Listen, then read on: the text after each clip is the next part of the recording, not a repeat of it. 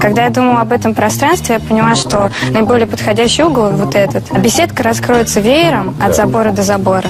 Часто при закладывании фундамента загородных построек приходится проводить ряд подготовительных работ. Выкапывать ямы, выравнивать поверхности. Мы пошли другим путем и решили установить фундамент на винтовых сваях. Такому фундаменту даже гидроизоляция не нужна. Обрезаем каждую сваю по уровню и привариваем металлические оголовки.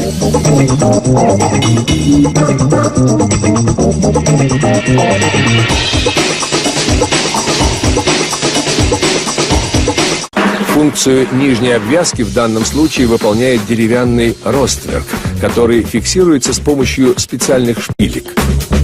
Теперь устанавливаем вертикальные стойки. Они должны быть основательными, ведь будут держать всю конструкцию. Набиваем лаги для пола. Ну вот, скелет нашей будущей постройки готов. Теперь здесь раскрылась веером чудесная беседка со столом и даже гамаком. Малосимпатичный металлический забор спрятался за красивыми деревянными шпалерами из лиственницы. Но, несмотря на всю перестройку, свободного места осталось много, ведь самое главное – грамотно распорядиться пространством.